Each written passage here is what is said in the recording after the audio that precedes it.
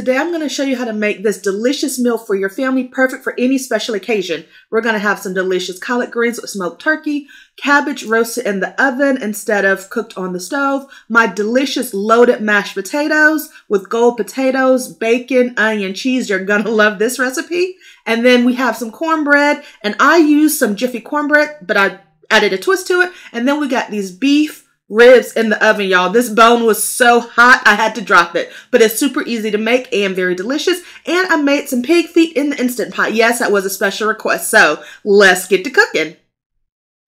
So these are my ingredients. I have several packs of my Angus beef ribs. I have some pig feet. Now, I have several packs of this. I'm not going to cook all of these today. Some will go in the freezer. I'm using pre-shredded up collard greens because that's what my store happened to have. I have some smoked turkey wings. I keep them in the freezer to use when needed. I have some beautiful green cabbage. And with that, I have some bacon that I'm going to use. And then I also have potatoes. When I make mashed potatoes, I love using gold potatoes. So to start everything off, I'm boiling a big pot of water, and that's what I'm going to put my smoked turkey wings in. But I'm going to wash the smoked meat first. I know a lot of people don't wash their meat. I really wonder how well do those people wash their bodies, but hey, that's not my business. So I'm rinsing off the smoked turkey in cool water. There might be extra pieces of fat or bone or something. I just want to make sure I get all of that off so it's not in my pot that's going to be cooking with my greens. So just rinse that off and then pour out the water. I place my turkey wings in boiling water. You'll notice my pot isn't full with water because we don't need a lot of liquid to cook our greens. So while that's going, I have a new clean bowl and I'm going to start cleaning my pig feet. So again, with the cool water, I'm using about 2 or 3 packs of pig feet. Just cook the amount that you need for your family. The pig feet, you can see here, there is a small piece of meat that's in there. Most of it is skin and gelatinous material. It's something that is an acquired taste. And I'm using vinegar. I'm using white wine vinegar because that's what I had on hand this day instead of my big old jug of white vinegar that I needed to restock. So just pour the vinegar in. It's not an exact amount. You can use half a cup to a cup. It really depends on how much meat and how much water you have. And so in cleaning my pig feet, I do let them soak for several minutes, and then I use a paring knife, a small knife, just to scrape the pig foot back and forth to get any material off of the surface that shouldn't be there. Sometimes there will still be hair on it, so I just scrub that as well. And you specifically want to be sure to get in between the toes. Sometimes there is hair or other brown colored debris there, so just wiggle your knife back and forth to get everything off of the skin that you don't think would be appetizing for someone to eat.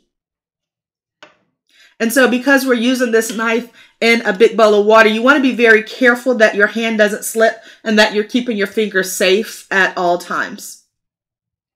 But I go through and I do this for each pig foot.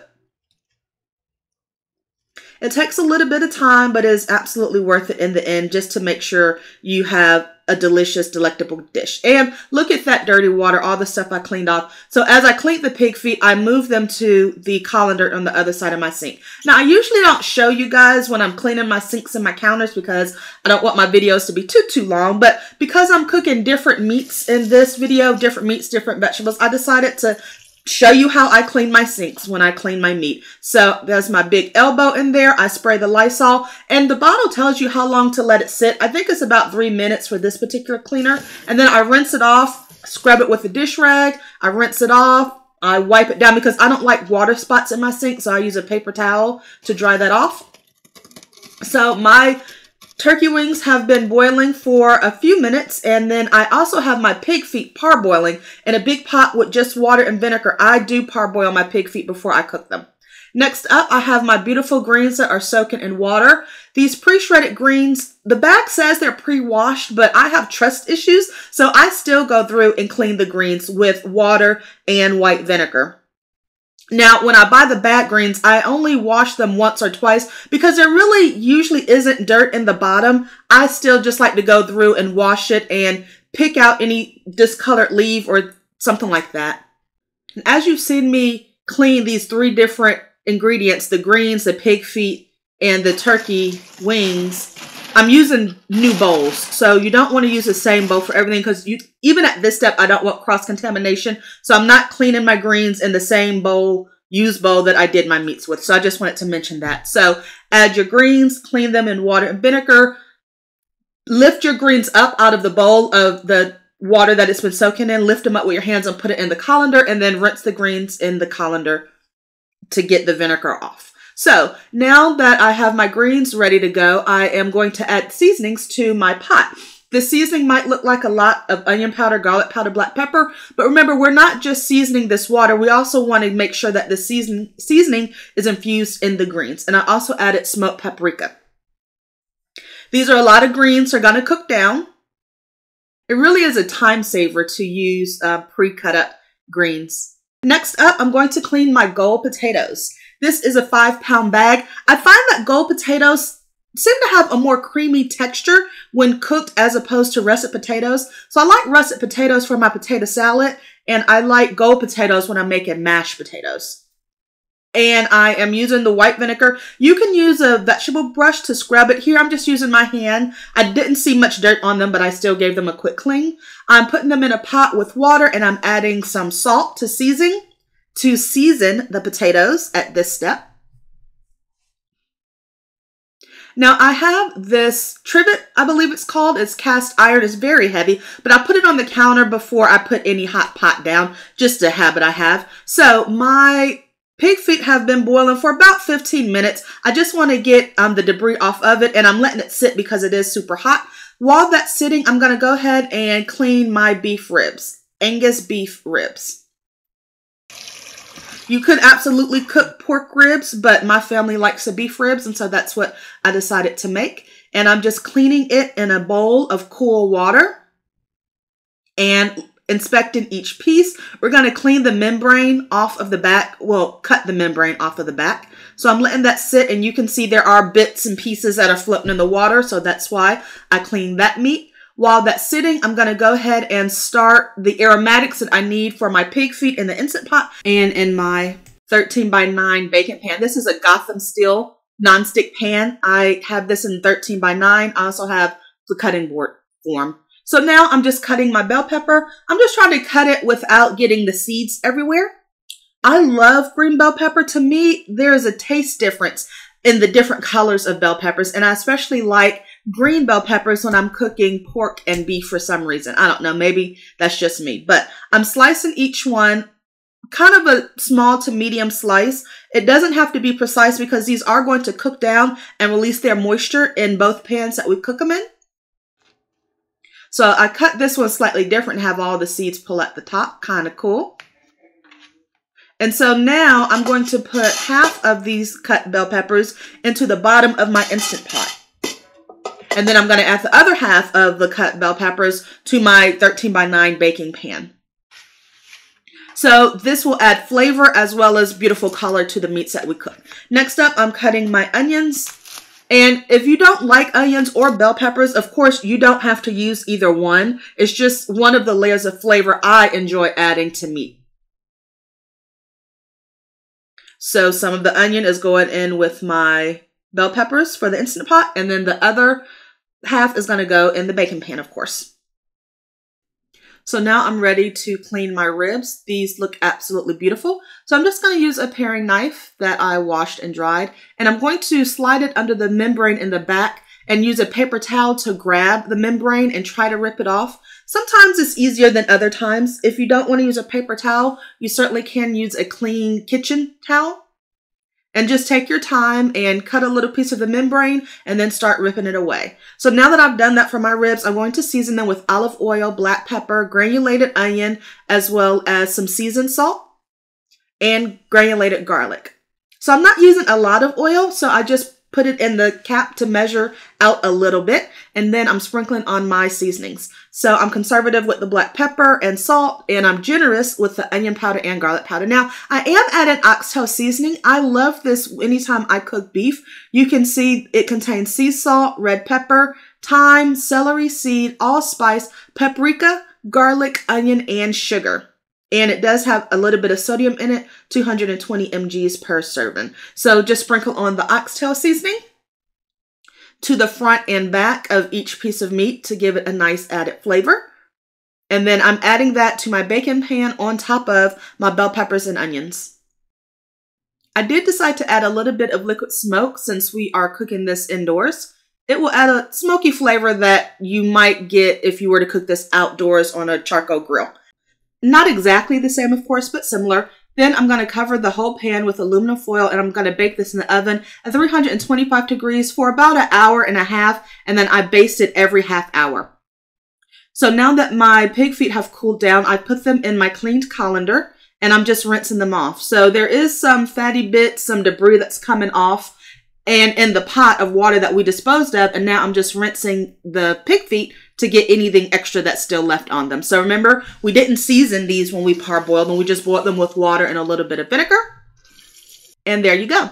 So I'm putting my clean pig feet that have been parboiled into the Instant Pot. And some people may not parboil their pig feet, and that's completely their choice. It's just my preference to do it for cleanliness purposes, really. I don't want my water to be too yucky. So now I'm adding in some vegetable stock. I added about 2 cups. And then I added poultry seasoning, which doesn't contain poultry. It's just a blend of seasonings that taste good on meat. And then I added several bay leaves. Now, you can cook your pig feet for different amounts of times on high pressure. I'm cooking this at 60 minutes on high pressure because I want them to be very, very tender and fall off the bone. So you can see it is high pressure.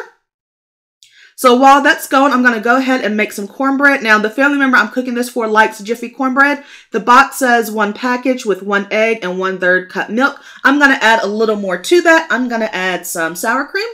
So I have my 2 eggs because I'm making 2 boxes. And then I have my 2/3 cup of milk. So it's very simple. You just mix it all together. It really isn't that hard to make cornbread from scratch, but I just wanted to save a couple of steps to the pantry, so I used this Jiffy. So I added in about 2 to 3 tablespoons of sour cream, and I'm going to give that a stir with my silicone spatula. And I'm just going to blend it just until the batter is well incorporated.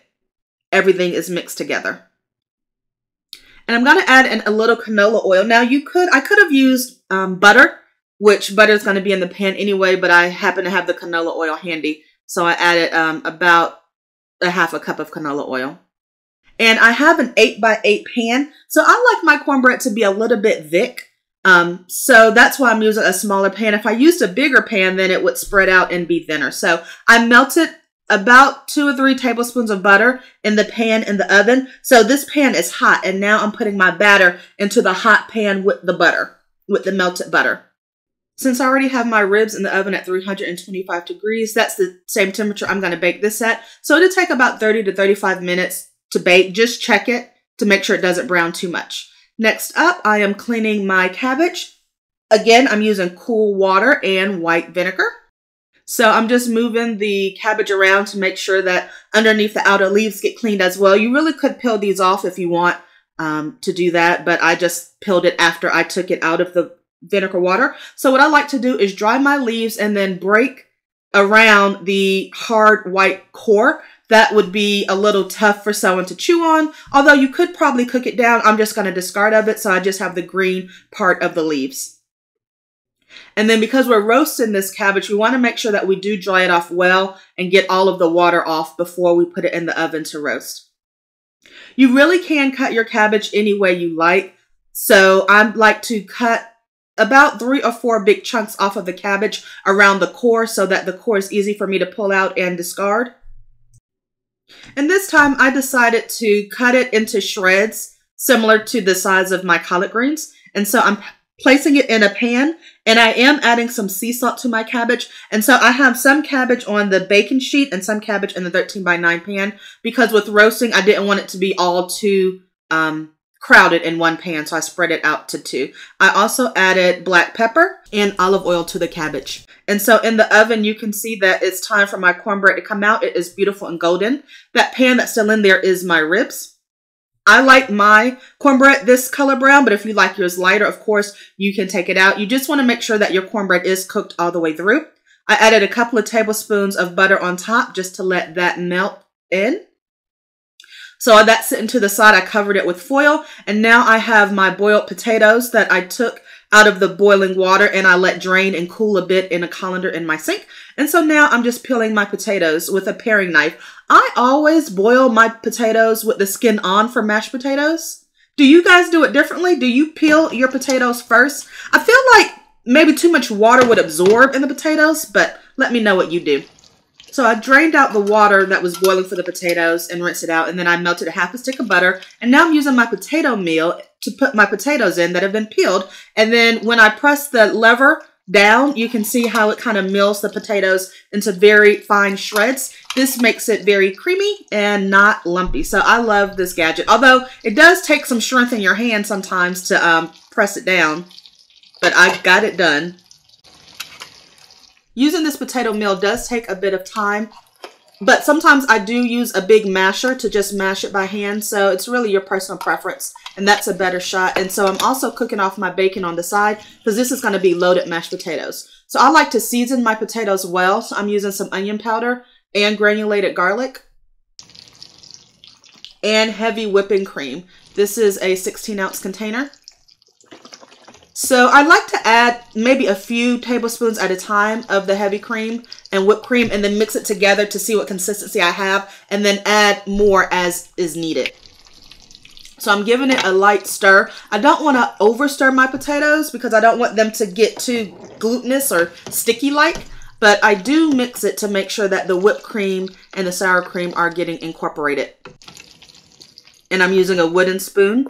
And so now I'm adding a little bit more heavy whipping cream. This is heavy whipping cream. It is not sweetened. There's no sugar in it. It's just heavy cream. And so I'm using a spoon to give it a taste to see if there's anything I feel like I need to add to it. And so this is how my cabbage looks. It's a little bit light because I roasted it, well, really baked it in the oven because it was at 325 degrees with the other ingredients. And that's completely okay. It is cooked through and it is tender. So what I'm going to do to add some flavor, when I seasoned it before I put it in the oven, I did add a little bit of olive oil. What I'm going to do now is add some more delicious seasoning to it in the form of bacon drippings. Yes, I'm adding a little bit of bacon drippings to this. If you want this cabbage to be healthier, then of course you don't need to add the added pork fat, but I'm adding it for flavor. Not a lot. Just about a tablespoon or so, and then I'm going to give that a mix so it has a delicious flavor to it.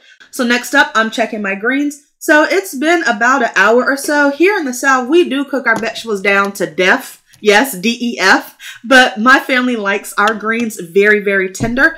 So one thing I do after about an hour of cooking, I took the big pieces of the smoked turkey out so that it didn't overcook, and I left the tips in, and then I can add more vegetable stock that I use for my pig feet for seasoning if I need an extra tablespoon of liquid. And then I add about a teaspoon of white vinegar. Some people might use apple cider vinegar. So my big piece of meat, I took the meat off of the bone and I let the skin cook in there. And now at the end of the process, when my greens are just going to cook for about 15 to 20 more minutes, I'm adding the chunks of meat back as well as the piece of skin, just so that flavor can cook down even more into the greens. Some people may leave their greens in to cook with the meat for the whole 2 hours, but that's not my personal preference. So I'm also adding some bacon grease, and I'm going to save this bacon because I'm going to use this bacon for my mashed potatoes. So cook your greens until it gets to the level of tenderness you like. For some people, it may be an hour. For some people, it might be 2.5 hours. I am adding some more seasoning. So I'm adding some onion powder, garlic powder. Some people may add a little bit of sugar to their greens.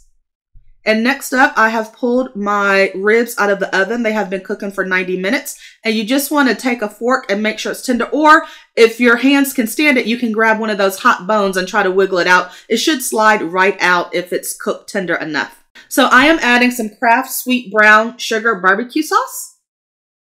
You, of course, can use the barbecue sauce of your choice. Some people make it homemade, which is absolutely delicious. After adding this sauce, I'm going to pop this back in the oven for about 10 or 15 more minutes. I don't want it to overcook, but I do want that sauce to cook on it a little bit.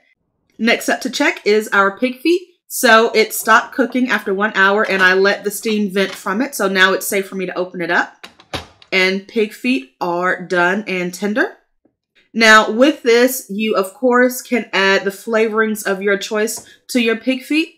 Very common is hot sauce. Today I have Frank's Red Hot. I'm not adding a whole lot because the person I'm cooking for doesn't like it that spicy. And I'm adding some apple cider vinegar. And there we have it, our full meal, our collard greens. I put it into a smaller pot and then I combined my 2 containers of roasted cabbage. I have my loaded mashed potatoes. I added cheese, bacon crumbled up, as well as some cut up green onion. It's so beautiful and it tastes so good. This is our Jiffy cornbread, our barbecue ribs. These things are super tender, but the bone is so hot, I couldn't pull it all the way out. You could see that steam on it though. Absolutely delicious. And then pig feet for those that enjoy that. So yeah, this is a delicious meal, perfect for any special occasion in your family. Thank you so much for watching my video. Please click my playlist to see my other soul food recipes.